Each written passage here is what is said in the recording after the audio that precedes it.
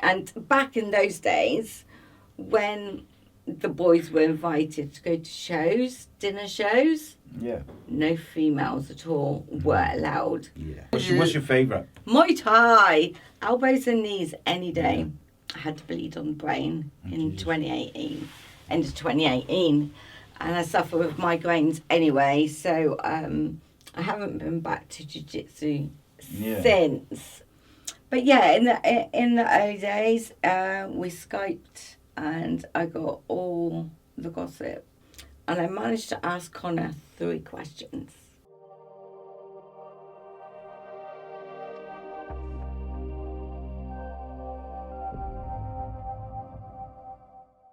Hey guys, I'm Si. Welcome to Ace Podcast Nation. And this is my story again. And I'm delighted to be joined at Eat Sleep Media by combat sports journalist Mma Bramford. How are you? I'm good, thank you. Oh, I've got a bit of a... Lose your voice already. That'd be an early thing, wouldn't it? 20 seconds in. Just goes every now and then. Damn, that's not good. Yeah, I'm good. Thank you. Indeed. Thank you for coming down. I appreciate it. No worries. Train journey down here, so always good to welcome people from all around the UK these days. Yeah, it's good. Things have opened up again. Good to be out in a studio around people and seeing what's what. No, yeah, I think it's better than as much as like Zoom and online interviews have been the saviour, haven't they, for people like us. IG ones, or the Instagram. Yeah, I have managed to steer clear of those, luckily, but they look like they're stressful. I was a guest on 2 different shows, and they were fine actually, but I just didn't like the proportion. Yeah. How they're set out and how they look. How it's set out, yeah. I'm still relatively new to Instagram. Like, that was the last social media, TikTok I've got on recently. But Which like, side of TikTok though, Si? It's just, TikTok is a thing, and I'm not quite sure why I'm on there. But everyone said, go on it. It's a rabbit hole. Yeah, I get lost in it. Get lost in it very quickly. Yes. But it was Corley from Violet Money who got me to finally take the plunge. Yeah, so because when I get lost in it, it's his fault. He's putting up loads of sport videos that are getting like 38k views and stuff. I was surprised, like how, like, obviously I went in, I did it, and I obviously had no followers or something. It was like I kind of just logged into it or whatever, and then put like just a clip I had up on. So I had no followers and didn't promote it anywhere. And I think I put one up, and it's still got like, I don't know, a couple of 100 views or something. And I was like, well, that's easier than YouTube, isn't it? Because it was just there. But I think it's like you say, people get lost in it. You do. Rabbit hole, that is it. And if you click, I find if I click to pause, sometimes it clicks and goes off to another side, because like you know, if you touch it, it will go to a different side. Touch it again, and it goes to a different side. So you've got to be very, very wary. I can see why my kids can just sit there for like hours, just going constantly. But I have to limit my screen time. Yeah, definitely. Funny enough, I was thinking this morning, I would like to get like a lock box or something with no which blocks internet signals, and like put it in my living room or something, and chuck everyone's phones in there at like a certain time, because again, like even myself, but not just that, like not just everyone, like all my kids and my missus and stuff, it's me as well. Like you just get caught up in, because you can do everything now on your phone.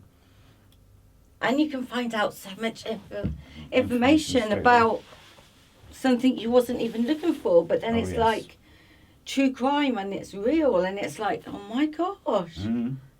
Yeah, and it's like everything's instant, isn't it? And I remember, it feels like not that long ago, like a few years ago, where I would try and link up my phone to my computer or something, so I could watch like a film or something while I was doing dishes or in the kitchen or just doing something. And it was like a really big hassle to try and link it all up. And now it's like you say, everything's just there, isn't it? It's a link away. and just get caught up in it. Yeah. So, we're going to talk a little bit about you to start, I think. Tell us a bit about you and like where did it all begin for Emma back in the day? Well, I grew up with 3 siblings and my parents. I was always a sporty child, always the sporty one. I would go out, play netball, played netball for the county, gymnastics. First ever gymnastics competition, I won gold. There you go. So that was pretty cool. And then by the time I left school, I was like, I'm a hands-on kind of person. Yeah. So I decided that I wanted to be a car mechanic. Cool. That's cool. So I did a 3-year YTS scheme in car mechanics. Okay. So I bet they were different though to like apprenticeships and that sort of thing now.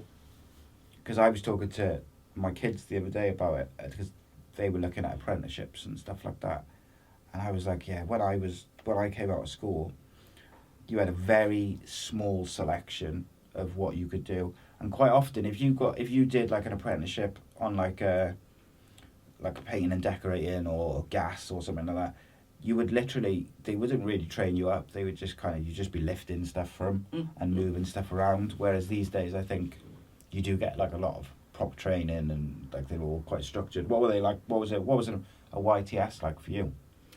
Well, it's back in the old days where it was all men. It was like a dirty back street garage. The only way to get warm was like like in America you got the homeless bins. Yeah. One of them. They only had one bathroom. That was yeah. That must have been interesting. Yeah, it was. But we all got on. I mean, I did my fair share of work. We had a Ford Escort that wasn't going anywhere, so I took the engine. Or was it? It was a Mini. It wasn't going anywhere. I took the engine out of that Mini and put it in my Mini that I just bought. So I bought an 850, which you could only get, at a young age, and insurance. But then when this other Mini come in, just for it was cosmetic faults rather than engine faults. I was like, can I have that engine? And he's like, yeah, if you put it in. So pull it in and it started and it ran and I had a 1cc 1000cc engine. There you go. Nice. What was their reaction like when when you first went in as a woman, like going into a predominantly male, even now I'd say it's predominantly male industry, innit? But like certainly then it was even more so. Like, were they all a bit like, oh, there's a woman coming in to be a mechanic? Was it a surprise, or were they like all right to you? I'm kind of interested.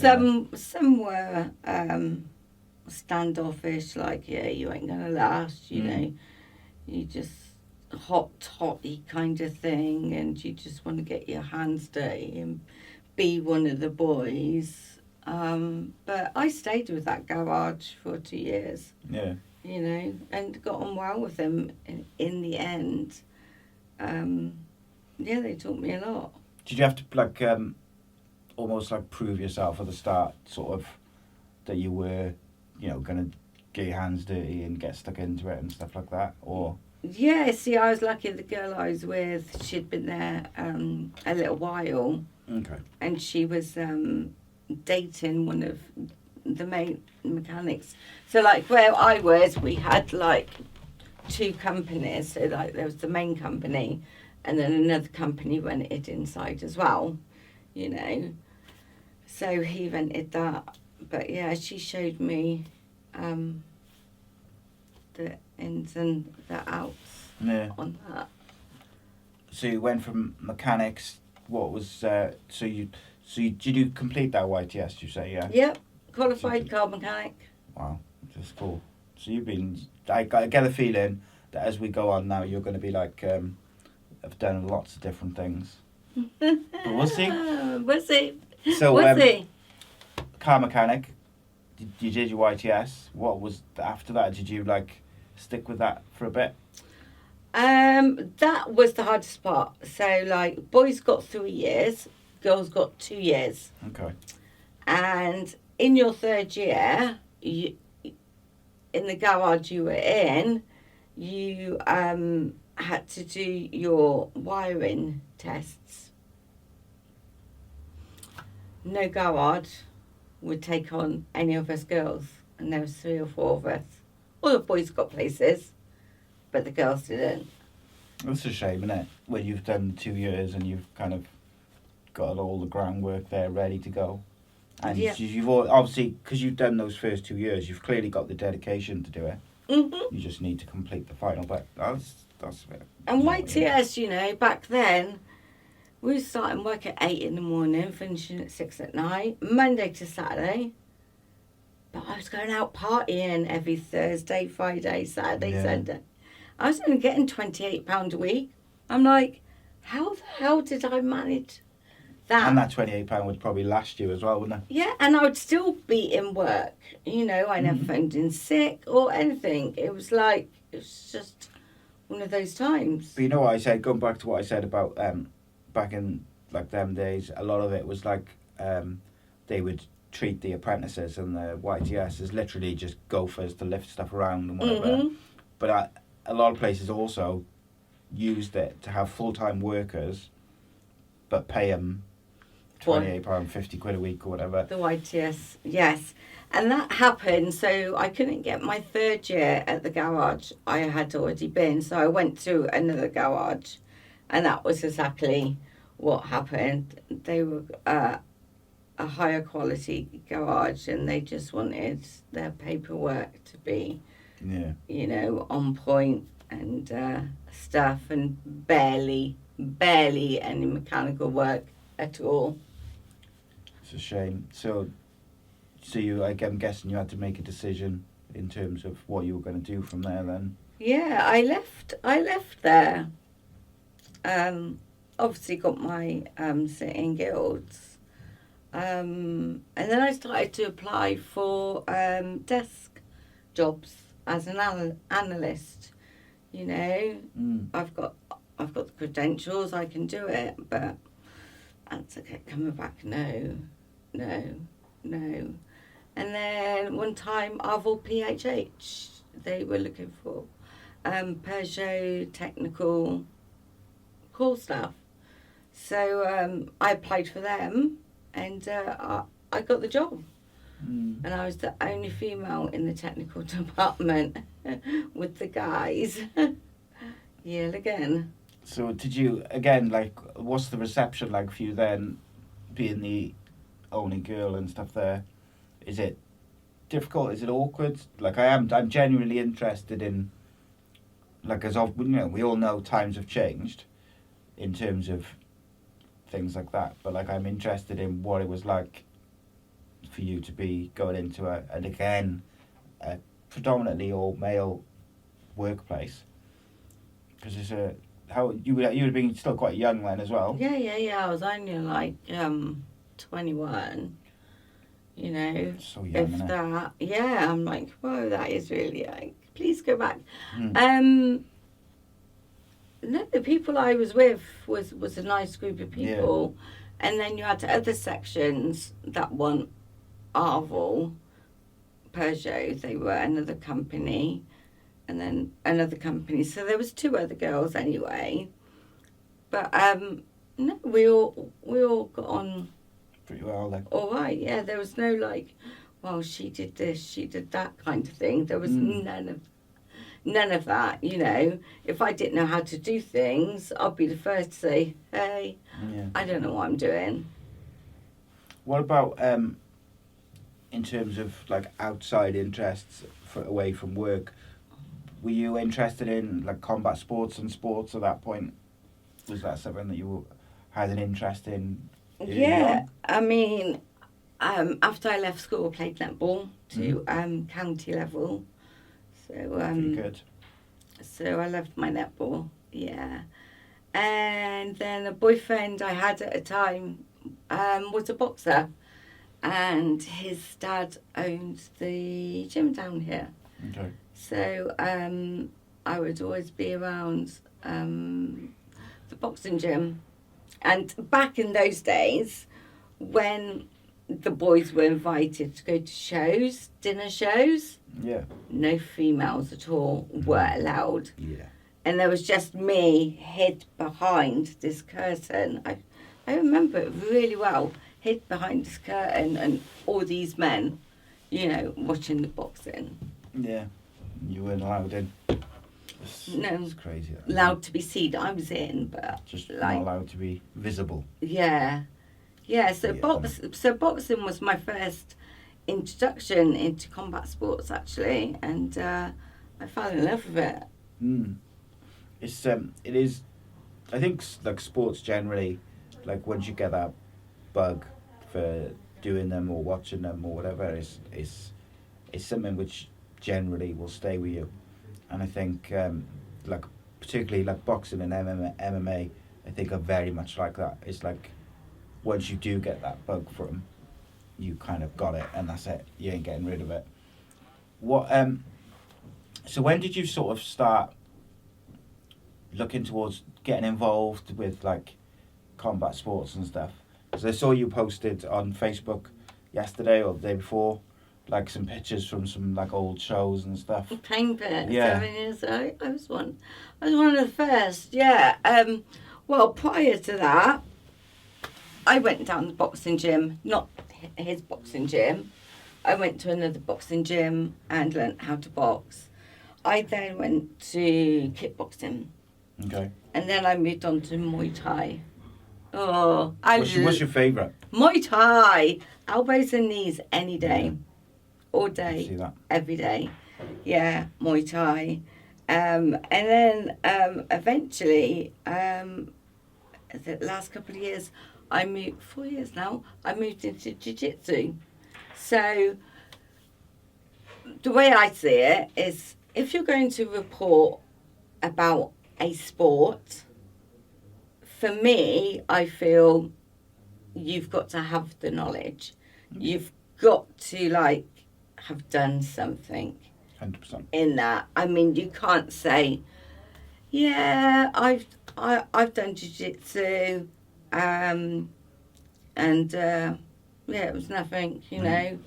But I think so. There's I see sometimes you see like certain pundits on TV. They'll say, "Oh, so and so shouldn't be talking about this or that because they've never done it or they have not done it to a professional level." But it's like I don't think you need to necessarily do it to a high level. No. But I think having some technical knowledge of the sport or the industry you're going to cover, I think is vital, isn't it? Because otherwise, how can you really know what you're talking about? To a certain degree. Definitely, especially with MMA, when it's on the ground. Everybody is like, they're cuddling. What are they doing? So, you know, that was my aim. It's like, I need to learn that. I need to learn what they're doing. Yeah. How they're doing it. So I can be more knowledgeable in myself, you know. Excuse me. So that's why I took these sports up, but they're just sports that you love anyway. Yeah. Do you think with jiu-jitsu, so you said about people will look at it, particularly people who maybe only watch the big shows, they'll see fighters who are grappling around on the ground and they'll be like, oh, this is boring or whatever. And I think probably a long time ago I used to be a bit like that as well, where I'd only watch the big shows and I wouldn't really enjoy the grappling. Whereas these days, probably from spending so much time with Danny, because he is so entrenched in it on a daily basis, coaching and stuff, and then we're talking about it. He really turned me around over the last few years to the technical side of it and the ins and outs of it and stuff. And I think like if it wasn't for my own health, I would definitely would have done a bit of jiu-jitsu, just to, like, same as you. Like, I'm slightly different because I tend to like host shows and then let Danny and the guest do the technical side of it. So I'm not necessarily, like, I will give my opinions and stuff about fights and whatever, but I generally, the technical stuff I'll leave to him, because, and part of that is like for me personally, it's like a bit of a respect thing as well. It's like, I haven't done it, so like, whilst I've got like a bit of knowledge of it, I also don't feel that I can start criticising fighters for their technical ability, because I've not done it, so it's difficult. But I am interested. So you did Muay Thai, you've done jiu-jitsu and kickboxing and boxing. Anything else? No. And Muay Thai is your favourite? I love Muay Thai, yeah. Elbows and knees. Elbows and knees. Just get stuck in. So yes. Was all of those? Did you kind of take up all of those purely because you liked them as sports, and because you wanted to cover them as sports, or was there any aspect of it like self-defense type thing, or was that just like an added bonus? That's an added bonus, really, because like I used to do family kickboxing with my kid, so Okay. we'd go on a family day. So that's just learning about self-defense. Yeah. So that was that for me. For me, I don't know.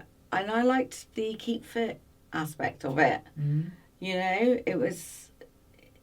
You don't realise that each and every one of those sports I've talked about, it's your core that is working it. Yeah. Nothing else. Predominantly, Yeah. it's your core. So boxing core, kickboxing is your core, Muay Thai is your core, jiu-jitsu is definitely your core. Yeah, 100%.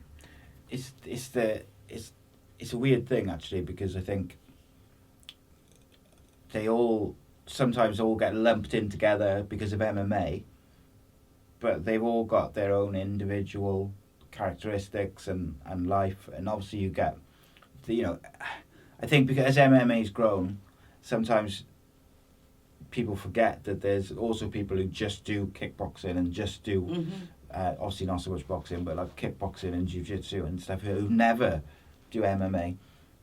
And like Danny will say a lot, like there's some guys and girls in his place which they're so good at certain, like grappling, or they're so good at kickboxing or whatever, but they've got no interest in going on and kind of combining it all into a thing. They just do it as a fitness thing or as a social thing, and it's just one of them things. I think you go into any type of locker room or gym where you're kind of in a class and you're all learning together, or there's a group of you learning, there is a social aspect to that as well, because you're seeing the same people each week, aren't you? And you're getting ready with the same people, you're getting changed with the same people afterwards. So I think there's always a social aspect to it. But I'm interested in that. Like, would you consider, like, obviously I don't know what, like, belts and levels and stuff you are sort of doing, I'm a white belt, one stripe in jiu-jitsu. However, I had to leave jiu-jitsu because I had to bleed on the brain in 2018, end of 2018, and I suffer with migraines anyway, so I haven't been back to jiu-jitsu since. And also with my love of Muay Thai, I don't want to get hit in the head. I'm like, what can I do now? Do you find that frustrating now then, that's been like almost taken away from you doing those things? because there's something that I'm interested in, to like not only learn but keep fit. Yeah, it's finding something which you can do, I suppose, now. But like a bleed on the brains obviously is nothing to be trifled with, is it? It's nothing to mess about with. No. Like, you can't take the risk. And like, you look at that South African boxer on this weekend, like literally I saw so many people on Sunday morning sharing that clip around. So for people, anyone who doesn't realise what we're talking about, there was these two South African boxers, and they've been done about 9 rounds. He was in the final round, and the one boxer he knocks his opponent out the ring, and he kind of gets back in, and then the guy who's knocked him down, when the ref says to re-engage, starts facing up the ref as if he's going to he's fighting the ref, and then the ref moves, and then he starts facing the turnbuckle or the corner, and unfortunately, after a few days in hospital, he's passed away now I think that was from a bleed on the brain. And I just think I saw so many people sharing that clip on Sunday morning and like laughing and joking, because like, if you take the context away of obviously the poor guys died, it is like quite an odd clip. It's not something you see all the time. I don't think I have ever seen that to that extent. I mean, yeah, when you get knocked down, and especially in MMA, they will always go for the referee's leg. Yeah. You know? But that's more of like a foot, because the foot's there, isn't it? And and they're kind of not quite with it and stuff. But this, as a whole, it was weird, wasn't it? Because it was like an ongoing... It went on for like 10, 15 seconds. Yeah, I've never come across anything like that. It was like, we had Mason Jones on the fight show on Sunday, and kind of we were talking about it, and he was sort of saying he just thinks that it's from he got hit and his brain hasn't registered it immediately, so it's like delayed reaction. Yeah, but then Danny said he thinks, or it might have been Ben, I forget, one of them said that they think it was more likely like the constant, because they had done 9 rounds and it was coming into the last round, and by all accounts I think it was quite a close fight. That guy was up. Yeah, he was winning, which is it's scary though, isn't it? Because like, what started off as like a bit of a weird clip, which might have, if it hadn't have been tragic in the aftermath, for years to come, you'd have seen that clip everywhere. Definitely. Whereas now it's got like this, obviously this sad story attached to the back end of it, which is really unfortunate. And I always say to my kids, like, because they're all, I got 3 teenage boys, and they all see clips of MMA and boxing and stuff, and I say, like, you've got to be so careful, like, fighting and stuff. And I always tell them, like, they're pretty good, like, they will defend themselves, but they won't go looking for a fight, because it only takes like one punch to really hurt someone. And like, we've seen it over the years in like things like, in cities all over the UK, isn't it, where someone throws a punch and someone bangs their head, or they anything. And like, I look back to my teenage years and my early 20s, and I was doing all sorts of stupid stuff, and I just thank myself lucky that I didn't hurt myself or other people. And it's just one of them things. But like, you can't tell kids and young people, because they think you're just going on them. And that was that a sanctioned bout though? Yeah, I think so. I think it was like a what's it called? Not like a white collar one, but like a lower level professional fight, I think. I mean, I think there's too many fight leagues in boxing. There's too many belts.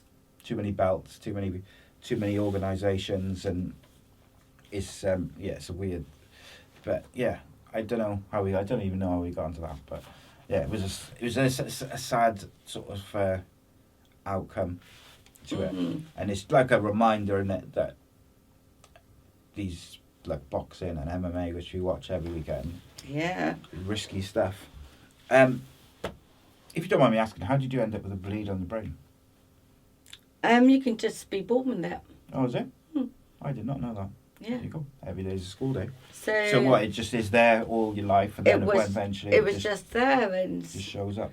well, for 3 days prior, I had a stiff neck. I couldn't move my neck.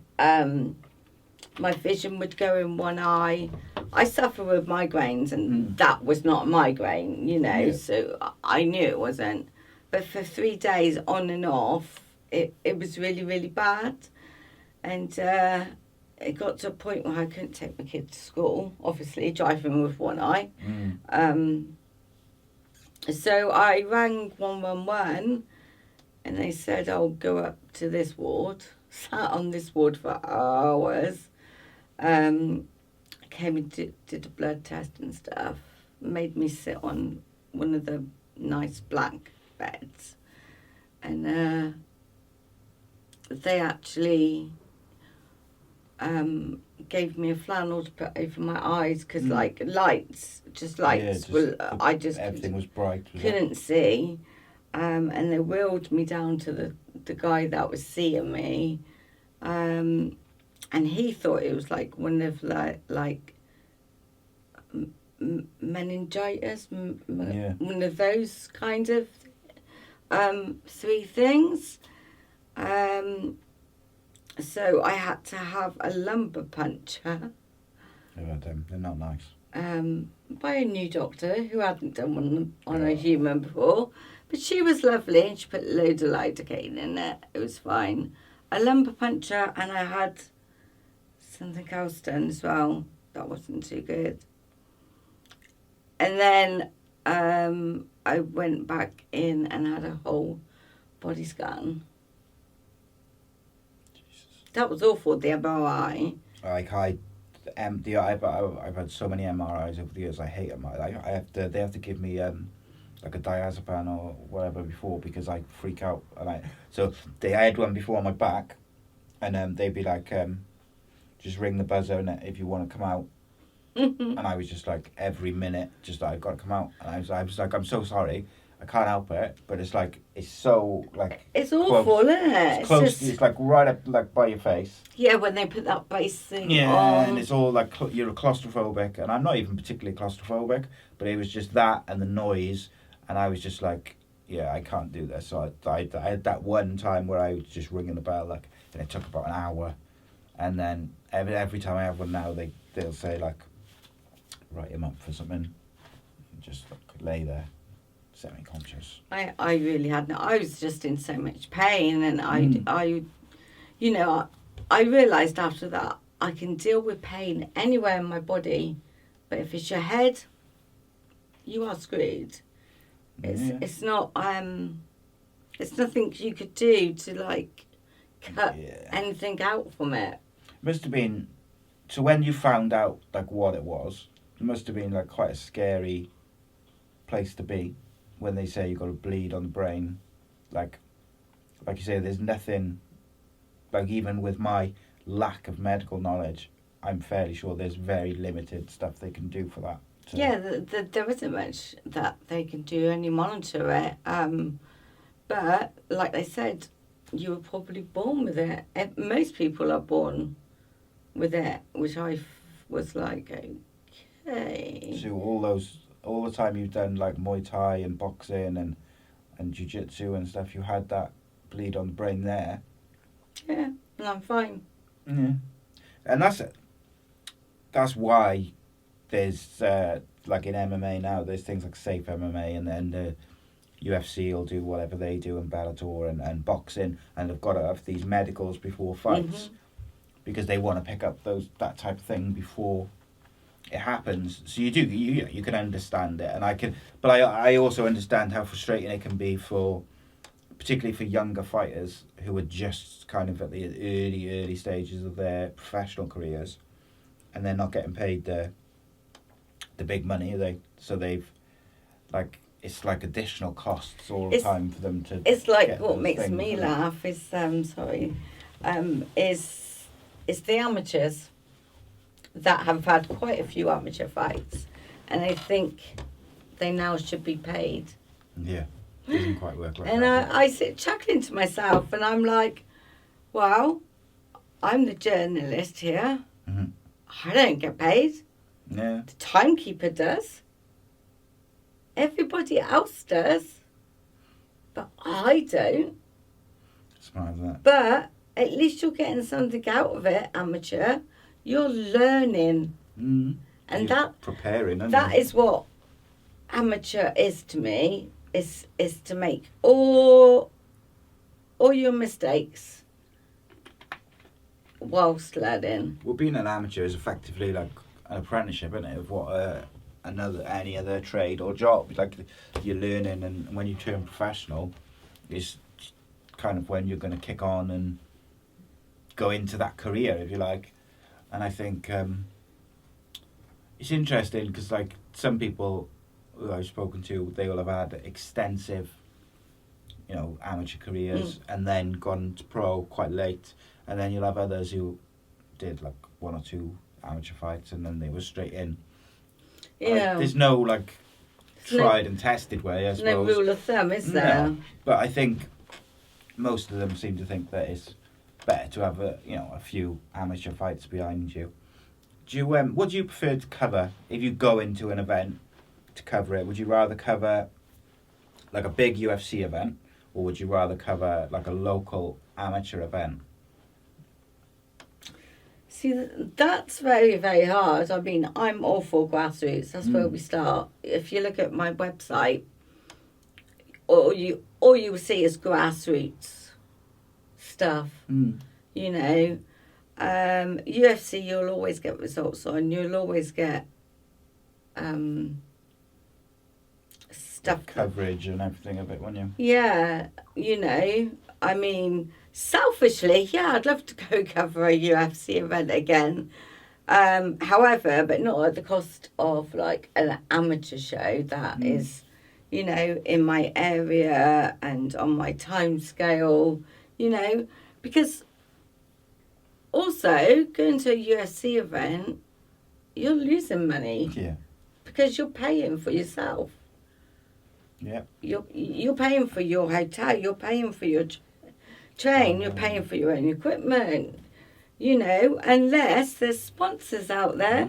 Hey peeps, I actually need some sponsors. Yes. 5 Rounds with Emma is actually coming back. There we go. Sponsors. Contact. Sponsors. I need sponsors too. I know, I was leaving it open there for you. My guy Reese is on it, so I was letting you take it. Okay. But we need some sponsors. Just give us sponsors. Sponsors. Yeah, 5 Rounds with Emma started 7 years ago, and I've covered every grassroots show that's within my region. Yeah. And I've covered athletes, mainly female, predominantly, because they need to have this star shine. And majority of them were in Invicta, and I've got interviews with them, and then they've gone to UFC. So I've caught them at the pinnacle of like where they're coming up, where they started, and then going up. There's some regulars on there as well. My best one is the UFC's only female cup woman. Oh, that'd be a good one. I would like to do something on that. Swayze Valentine. Yeah. I when I was working for MMA Uncaged magazine. Yeah. I got her in a 5-page spread. Oh, cool. Me and Swayze are really, really, really good. Our birthdays are 2 days apart. She's a cool chick. But yeah, to date, she is the only female UFC Catwoman. And she was trained by Adrian Tenacity. Oh, is it? He taught her the cut side of the business. So yeah, I mean, I shouldn't really have favours, but I mean, she's not a fighter. But the hardships she's come through with being single with 2 sons, and moving from town to town, she has a full-time job along with doing UFC. Yeah, like so many I think this is what sometimes people don't realise within MMA is, and to a lesser extent, I think boxing, but it's still the same thing, is how many people who are involved in some of the big shows and fighters who are on some of these big shows, they train full time, but they also got full time jobs because they either haven't got enough sponsors or they don't get paid enough from fighting.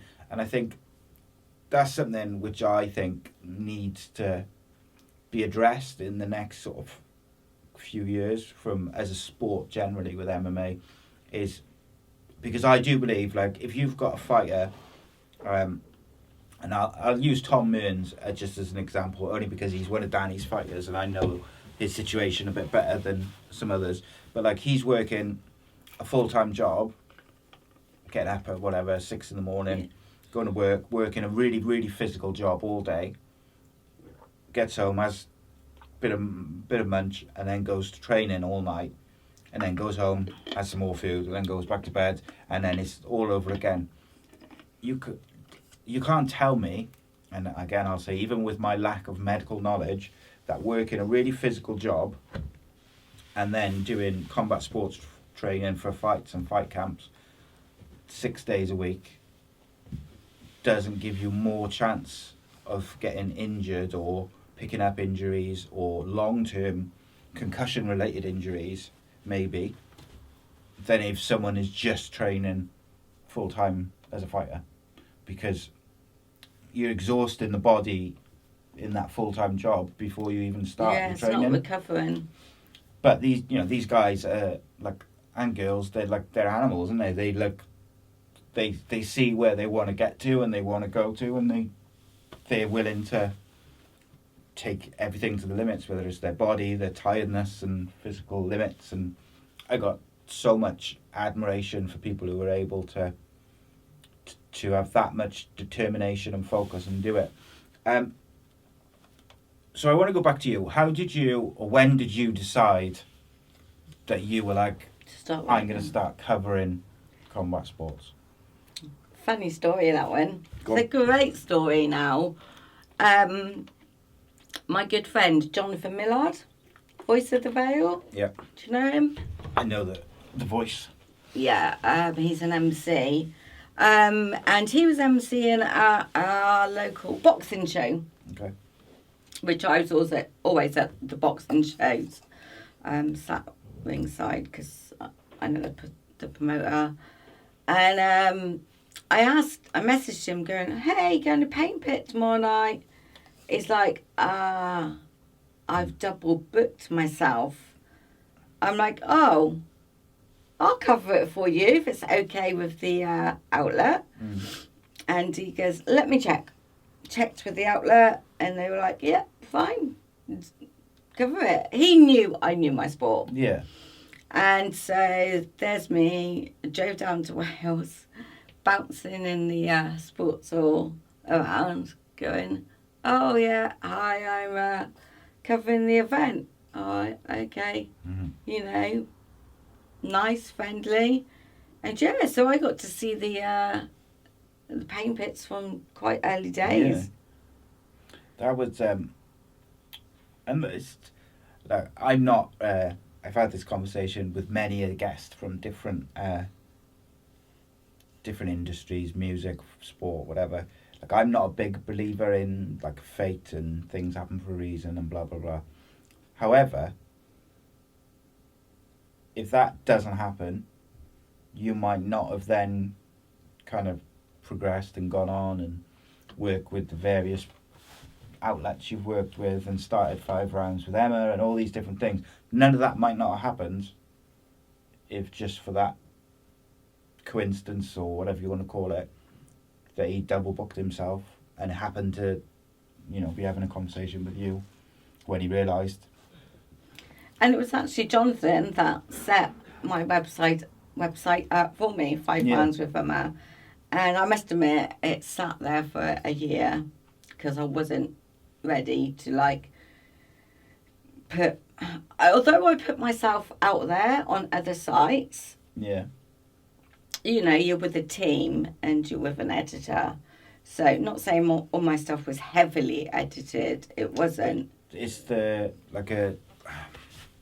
lack of a better term, it's like a security blanket, isn't it? Of having people Yeah. who you can go to, or people who are around you, or people who are working on the same thing generally. And I think when it's making that decision, or when it's just you, or when you're going to say, right, now I'm going to do this and it's just me, there is such a difference because everything falls on you. And like only, like just for me personally, very quickly, like only probably in the last 3 months, I'd say, have I finally accepted that I cannot do everything. And I think now, my wife's been saying it for like 6 months. So if she was here, she'd be saying, I've been saying that for 6 months. But like, I think that it was probably holding me back a little bit because I was trying to do everything. I was trying to record shows, edit shows, set up guests and shows and book things in advance, get equipment, do this, do that, plus kids and life in general. There's not enough hours in the day, and I've got a shitload of health issues, which mean I have days where I can't do anything. So it's like, I do think there's something to be said for having like people who can help you, or a team or whatever. But I also think that taking a bit of a bet on yourself, there's nothing better than that. So you had the website sat there for a year. Yeah, and my first article, I chose Lee Meadows. Lee, I love Lee. Yeah. I mean, he only lives in Chippenham. What it was is I saw something on Facebook, and it was going back to those days where MasterCard on TV had an advert saying, oh, if you could have everything, you'd have MasterCard or something like that. Do you recall? Yeah, something like that. And anyway, Lee put up this weird message before I knew him saying, well, if I had MasterCard, and I do have MasterCard, I'll have my son with me because I've just won parental rights in court or something along those lines it were. And I went, oh, that's great. A dad actually fighting for their kid. So I put in a friend request, didn't know who he was. And then obviously, we become chatting, I become researching. And he turned out to be my first article. He's very interesting Facebook friend as well, because he's been a little bit quieter more recently. Yes, but he has. Like particularly in like COVID as well. Like I think he was bored because he's just constant On the go. yeah, controversial, or not even controversial. Like just he will say stuff to stir up people. He wants people to. I've been on the end of that without knowing it. I know it now, thanks Lee, by the way. He's like, oh yeah, there's in his way, and I'll be like, oh right, okay. So I'll get on Facebook and I'll have a row with somebody, and he'll be sat back laughing. Chuckling. And Shane Mansfield. I'm like, oh my god, boys, please. But yeah, Lee Meadows was my first. And as I was doing research, I came across like a weigh-in picture. Let's just say a naked weigh-in picture, and it was an acorn, by the way. Oh. If you wanted to know, folks. But yeah, so yeah, 5 months of Mma started. Didn't have a clue what I was doing. Didn't know how to work a WordPress site. So what was the idea behind it at first? Like, what did you want it to be at first?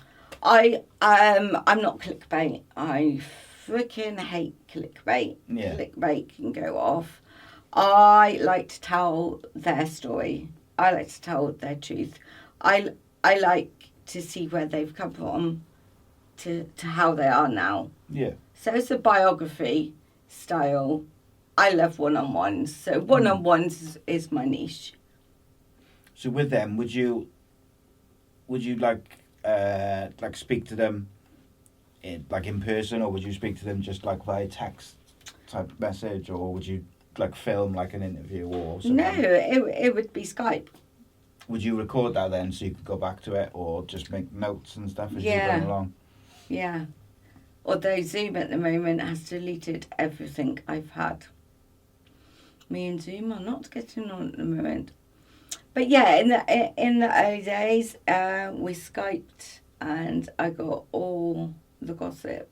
Not gossip, I got their story. Yeah. They told me their story, so then I wrote about it. And I must admit, my early pieces are like full of mistakes, grammar, you name it. But I'm not taking it off because I want to see how far I've come. Yeah, 100%. Well, we were talking about it on the way over here when you were like... So, like, when I look back at my first videos, I hate them. I can't watch... The first one I ever did, I cannot watch it. But I won't take it down because I want to be able to see the difference between that and where we are now, sort of thing. I mean,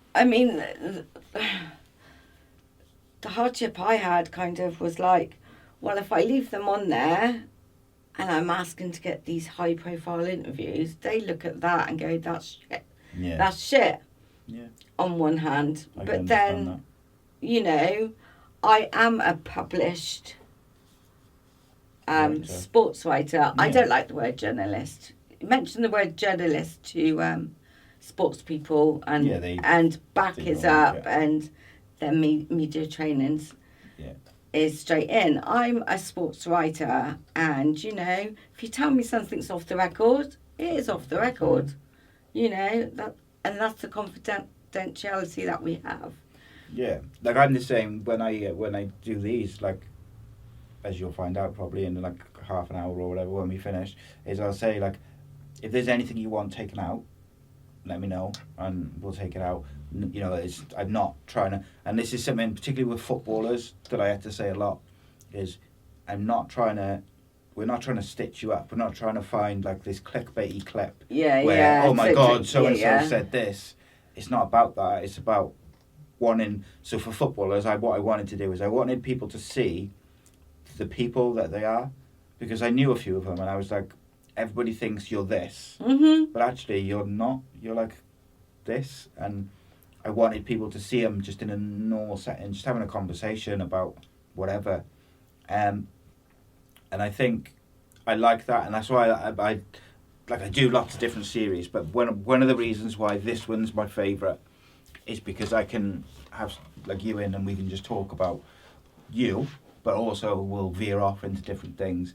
And then tomorrow I've got a footballer coming in, and then next week I've got a rapper coming in, and someone else, but I can't remember. But like, I've got Gary Lockett coming in for part 2, which I can't wait for because he's like boxing trainer. Yeah, he's like a fountain of knowledge. Yeah. I know my boxing. Yeah. Well, when he came in the first time, he only had about 45 minutes, and it was really good, the episode. I really enjoyed it. But you just wanted more. We were just getting going. Like, we're like hitting now 52 minutes, and like you need another like 20 minutes or so at least to really get going. And like he said afterwards, he's like, I was just getting into my flow and starting to relax, and then you got to go. So he said, look, I'll come back and do part 2, and we'll book like a 2-hour slot, and we'll just go to town and I'll tell some stories and that.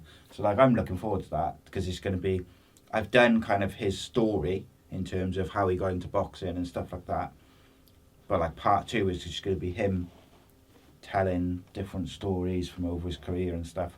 And you know, I always like the stories as well, which are not the ones that everyone knows already. Yeah, I want to hear the stories of like so a footballer when they went on pre-season tour and got up to mischief and whatever, not to get them in trouble. No. But like that's what just something their new. fans want to hear. Yeah. Different things, isn't it? Of course.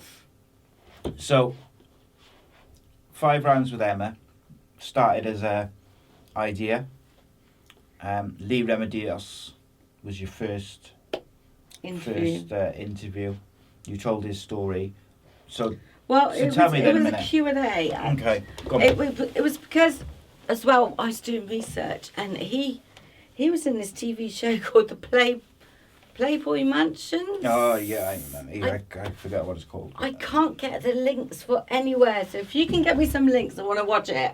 I want to watch it, Lee, still. I'll find it. And I was so intrigued by it as well, with Sam, his wife, because I don't know if you gathered, I research, and I go down the different, not usual holes.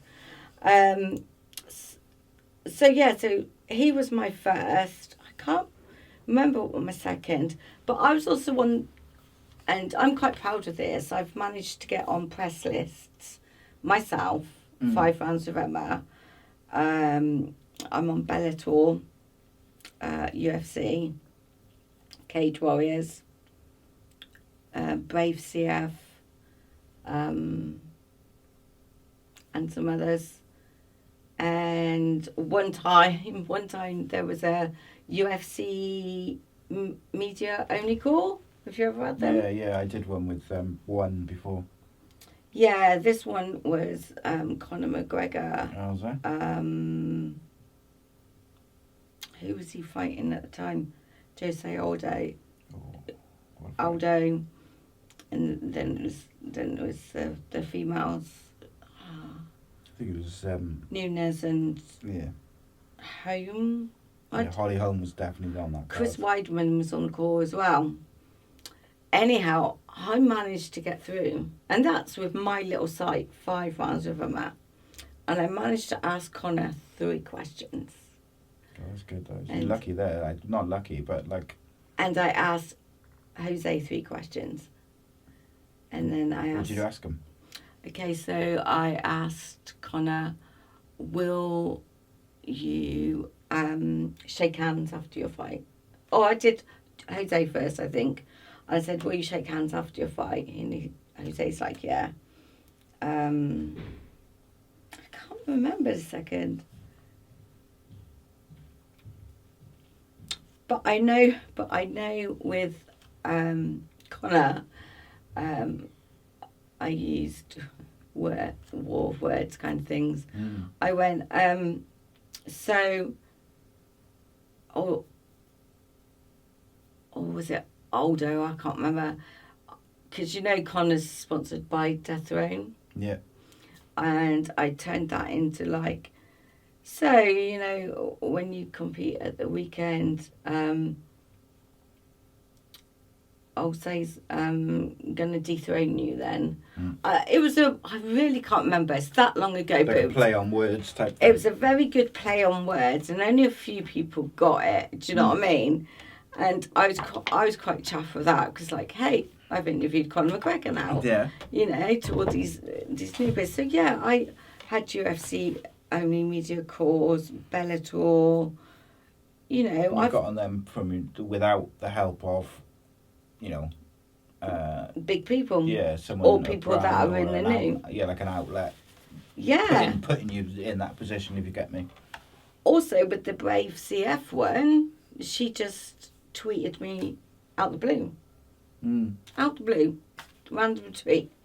And now we've got a relationship. I did the Jose Shorty Torres. Yeah. Do you know? Heard of him?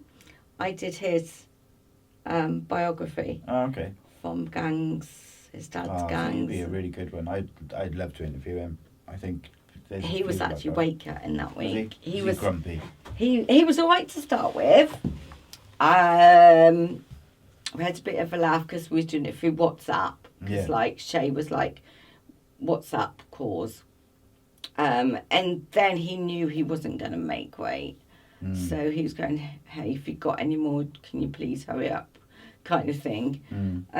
But I had a bit of fun with him, but the piece for that is actually on Violent Money, because I used to write for Violent Money. I was going to say, you did a bit of stuff for them, didn't you? Yeah, some freelance stuff, but I did that like last year. I think I did a piece this year. It's only this year where like my writing has been kind of non-existent, and that's due to like my dad dying in January. So my head is It's different. It's difficult to focus on things like writing or whatever whatever you do, because you're still grieving. Like, just because it's X amount of time ago doesn't mean that it's like, all right, I'm fine now. That's a certain amount of time has passed now, so we can just all go back to normal, and I'm gonna go back to doing it. It takes time to process it and do stuff and get your head around it. And I think, look, it takes all people a different amount of time to deal with different things. And like I said to you on that Facebook thread, or you and the other guys on the Facebook thread the other day, like, I didn't grieve for my dad when I was like 16 or whatever, because I had a little brother and my mum was on her own, and it took me like 20 years to deal with it. And what happened is, in that 20 years, I like abused my body to the point where I was probably quite lucky that I made it through. And like, I can relate because my sister died when I was 16. She was 11. So that loss, and my parents didn't talk about it at the time. It's back in that era, Yeah. I was just turned 16. She died 2 days after my birthday. So How'd you cope with that? Like, exactly, that's still what the trauma is in me. Hence why I'm now more aware of my father and how I go about to heal myself that way. it's also like it's bound to bring back those feelings that you had when you were 16. Oh, it did. I mean, I had to when we got the call with my dad. I didn't want to go up, but I had to take my mum in, and my dad looked so frail. He looked just like my sister, and yes, it has brought a ton of emotions back with that. But being older, there's more resources, and if I cry, I cry. I'll cry at a drop of a hat. It's like you said, a song lyric, just one, doesn't mean, a song you don't like. But if it has that lyric of something, it's like... Set you off straight away. Yeah, it's weird. I've never been like much of someone who would cry. Like, just because... Like, I didn't really speak to my dad because it was an era when you didn't speak about like your feelings, particularly if you were a boy. Like, you just didn't. And then when I did deal with all that stuff a few years back, if I find myself, I'd just be like, if we're watching a Facebook video, and if it's on the, I don't know, it didn't even have to be like a certain subject, but just like, it can be anything which is emotional. I can feel myself like welling up and stuff, and there's nothing I can do about it. It's just because I think when I went to see like the therapist or whatever, I kind of just opened the floodgates a bit. And the thing is with that, if you feel you're going to cry, let yourself cry. Yeah. It's no Depends good. where you are, doesn't it? No, it's no good holding that back. Do you know what I mean? Yeah, it just makes you feel worse. It really, that's just adding more. You always feel better after you've had like a good cry. Yeah, 100%. Yeah, but then the next day I feel so tired. Don't it does you? Exhaust you. Go have a cry, feel better, sleep, and then after the sleep you'll be alright then. But no, it's like, grief's a funny thing. Like, it's very like, you could think you're kind of not over it, but like, you could think, oh, you've got a handle on it, and then next day it can be like worse than it was 3 weeks ago. It's just one of them things. You've got to kind of just get through it and process it.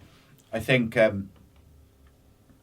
like, do you write about anything else other than MMA and combat sports and stuff like that? No, and get this, my therapist is always like, have a book, write things down, and I'm like, no, I write for a living. Yeah. I don't want to write. I don't even know how to write about feelings, you know? There was an... Yeah, it's a different thing, isn't it? It's a different, like, style of writing and different... Because, like, if you're covering something, you're obviously doing it a certain way, and you've learnt to do it a certain way. And then if you're writing down, like, your feelings, or if you have to write down your feelings for, like, the day and how they change, say... Yeah. It's different to writing... Or it's like, name 3 things you were grateful for today. And I'm like, I am grateful and I do manifest things, but I'm not that person that can do that stuff. Yeah. You know? Mm. So I can't do that. But yeah, anyway, back to 5 rounds with Emma. So this year has obviously not gone too well for me. Yeah. But I have decided to take on a friend who's going to help me out. In fact, he's been quite a big encouragement to me whilst my dad died and stuff. He was reminds me of how far I've come, and because I sit next to him at MMA events, and he's the timekeeper, and I've never really chatted to him before. But then I was just like, you love your MMA, why don't I make you like an admin so you can write something. Obviously I'll have to edit it. And also we're going for a big relaunch. But where he's young and 21, he's like a puppy, you know, on the go. Yeah. And with me and my dad, you know, feelings at the moment, sometimes I'm like, no. I need to do it at my own pace. Yeah, slow down a bit. Can you just slow down? Everything he's suggested is top notch, and it's what I need. And like for the 8 years that my site's been going, it's my baby. I've never trusted anybody with it. I mean... It's like a big step to bring like, someone else in. He can't post on it, but it's like for somebody to come in, they could still mess everything up that you've already done or whatever is in there. So, yeah, you know, we're going for a big relaunch. Relaunch-ish. It's funny because I didn't know before we spoke that you were going to be launching like a podcast version of it, if you like, or a podcast. And I was thinking yesterday, that it was a really good concept for a podcast. And then obviously I picked you up in the station and stuff, and we were talking and whatever. And then you showed me that image you had of for the sponsors and whatever. And I was like, oh yeah. So you were already thinking it, and I had thought about it yesterday, and it's just... But it is a good idea, isn't it? It's like that storytelling and telling someone's story, but in their words, and that's why I like, going back to what I was saying, why I like this series, because you're talking to someone, but they're telling you about their experiences, their memories, funny stories, whatever it may be. Yes. Sad stories, happy stories, but it's in their words, and it's in a relaxed podcast way, and I think that's so much more interesting than just sitting there and having someone reel off a load of questions that the journalist sat next to them has got the same questions, and it's just that's like, the you're worst. gonna get the same answers. I like the conversation, being able to bring out different aspects of the guest's personality and stuff. Yeah, and go in different ways and different flows, and then always come circling back to why we're here. Yeah. And that. But no, I've looked at a space in Swindon. It's £45 for an hour. It's getting sponsored. I haven't got no money, and I'm upfront about that. There's nothing. I can get guests. Yeah. And top notch. I had, when I was with Violent Money, but these are all my ideas anyway. I had a idea for a series called Inspirational Women of Mma. Now, these are not your front of house people that you will see. These are your backbone people. Yeah. Your Shannon Knapp. You'd get Julie Kedzie. Laura Sanko. Yeah. She's already said yes. Heidi Arndrod's already said yes. And those were 2 IG messages I sent them. So I want that as a series. Yeah. Do it. What's stopping you really? So would you do those things like when you break it down?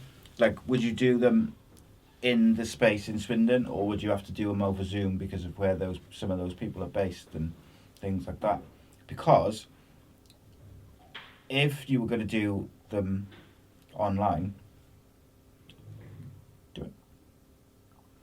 And I say that as like a encouraging way, because like you've shown that you can tell people's story in a really good way, in the way with your words, and I think that it's a perfect way to transfer it into that kind of video format or like podcast format.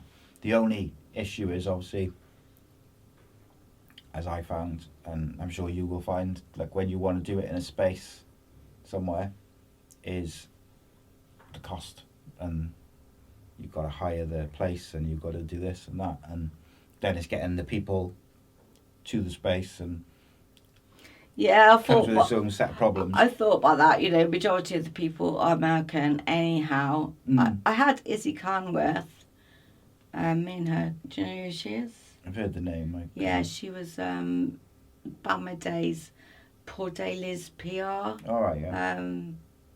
She goes way back. We're really, really good friends. And she was up for the series. And I did it on Zoom, but Zoom decided to delete it. Yeah.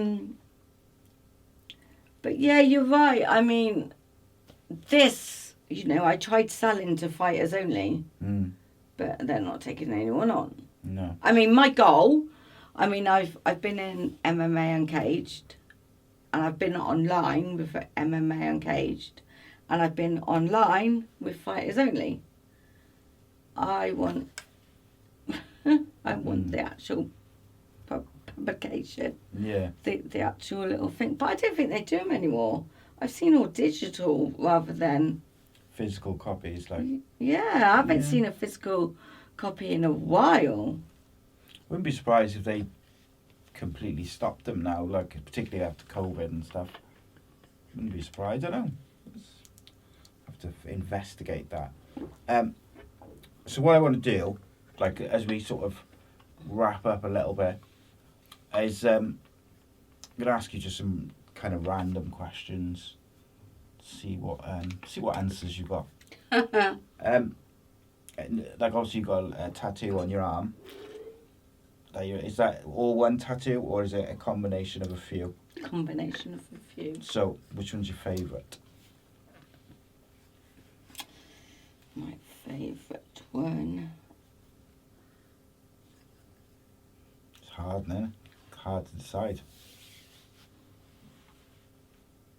That one.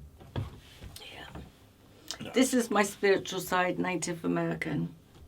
That's a good one. I like that. And you got my wind chime, dream catcher. And you got my wolf. And my stag. So would you say you were quite like a spiritual person then? No. Religious? No. But I do like the way the Native Americans are. Yeah. Yeah, I like that. It's cool. Right, now I gotta ask a question. So I just seen you got a tattoo on your finger over there. So, there's a reason I'm gonna ask you this.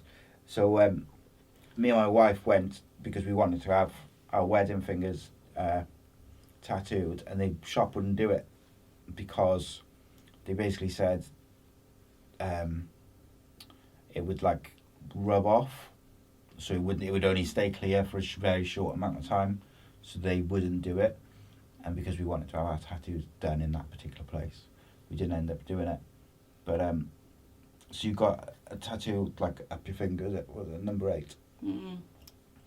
Infinity. You say that as if that you looked at that as if you regret it. Yeah. Okay. Should we not talk about that? That's an old story. Right. Okay. That's the latest tattoo and an old story. Okay. Cool. Any plans for any more tattoos? Possibly. Yeah. I want. I need a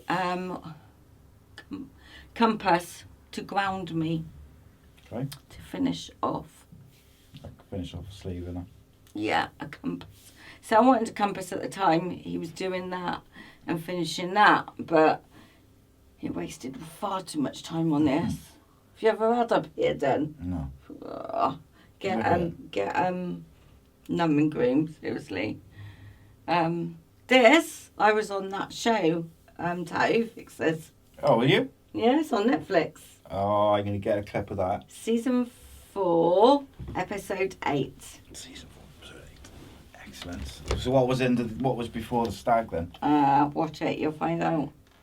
Was it really bad? Yeah. Oh, I'm going to have to watch that, like, literally as soon as I get home. Series 4, episode 8. And unfortunately, I'm not going to be home till bloody God knows what. But I will definitely check that out. What, on the subject of Netflix, then, I told you I'd ask you, didn't I?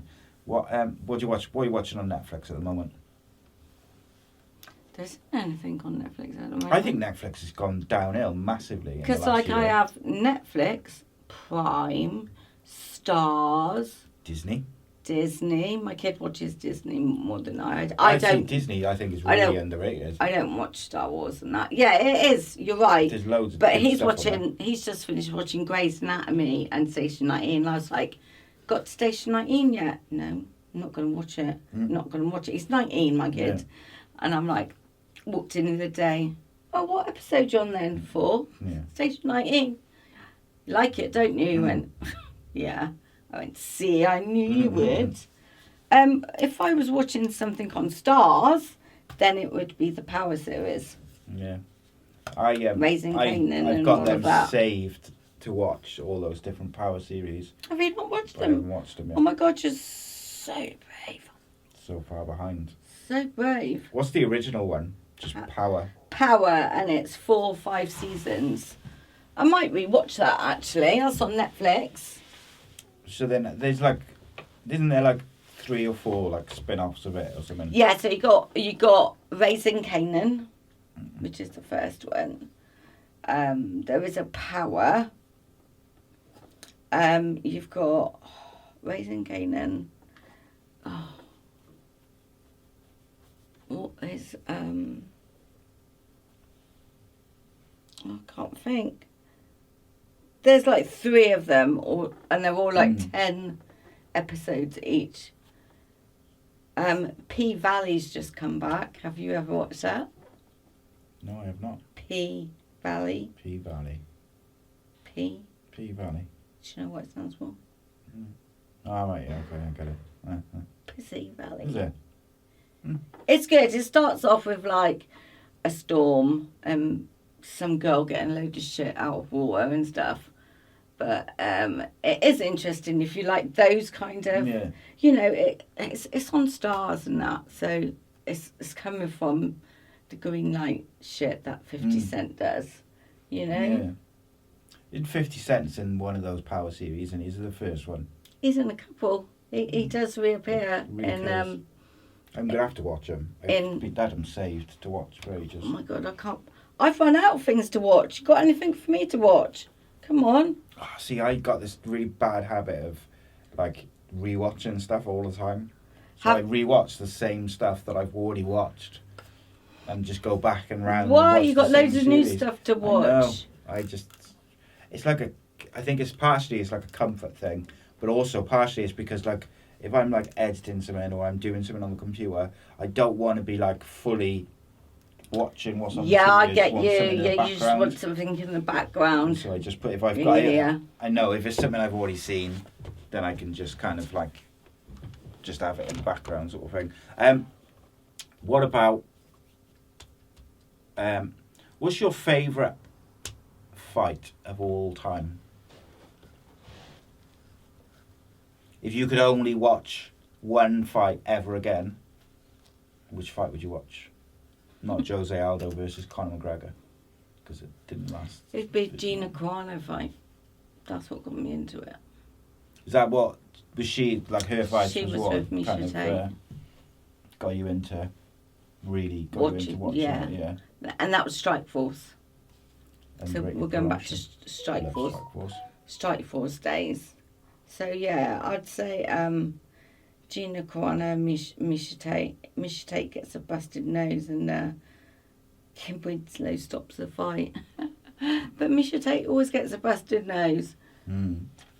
Who do you think is the most underrated British fighter at the moment?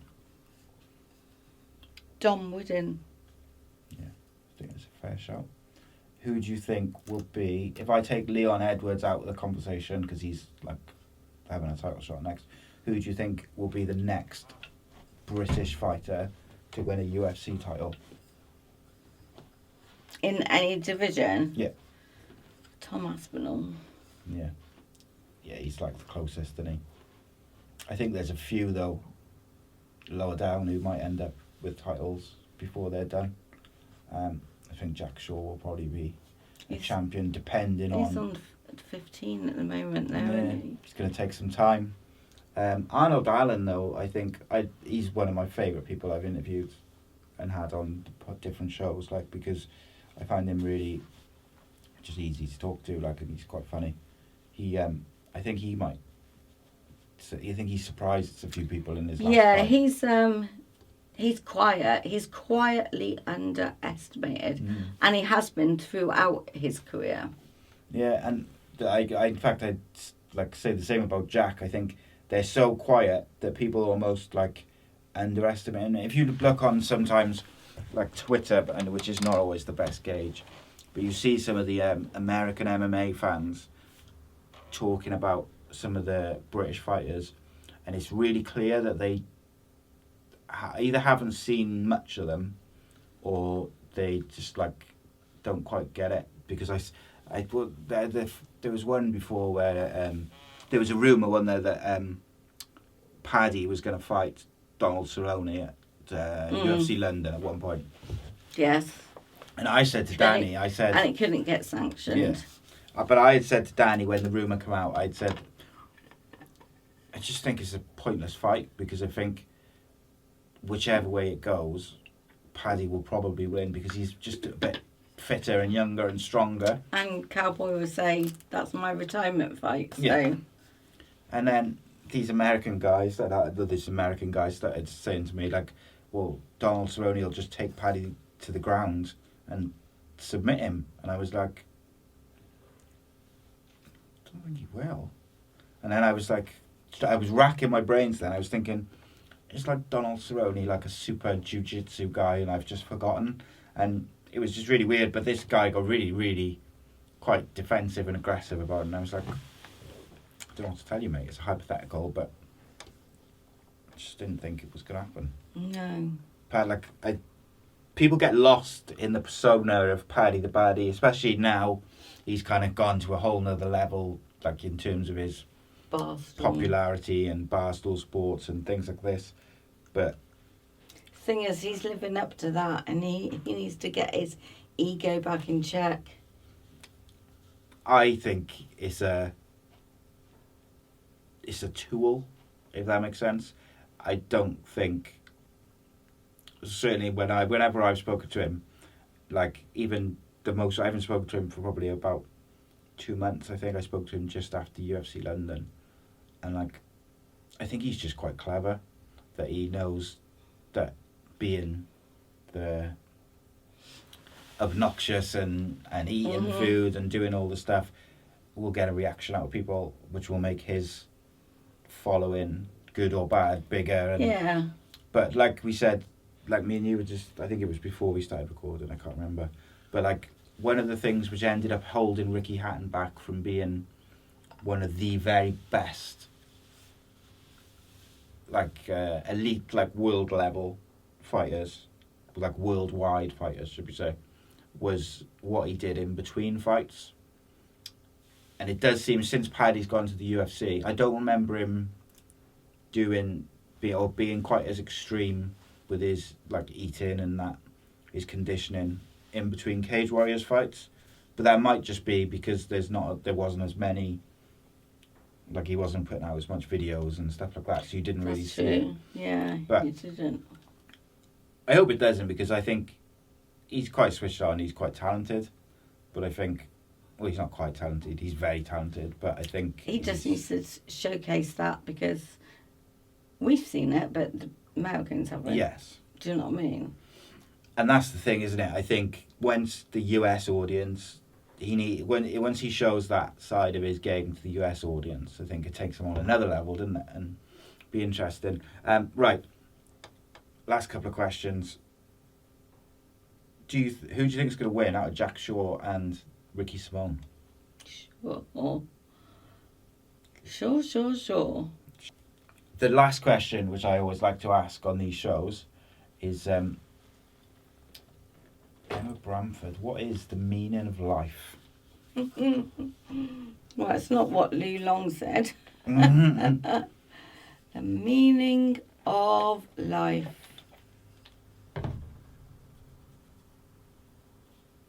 To be kind. That's a good answer. I like that question, like, because just everyone interprets it differently, so they say different stuff, and then we just Lewis Long and just say what he said. But no, it's been a pleasure, Emma. I've really enjoyed having a good old chat.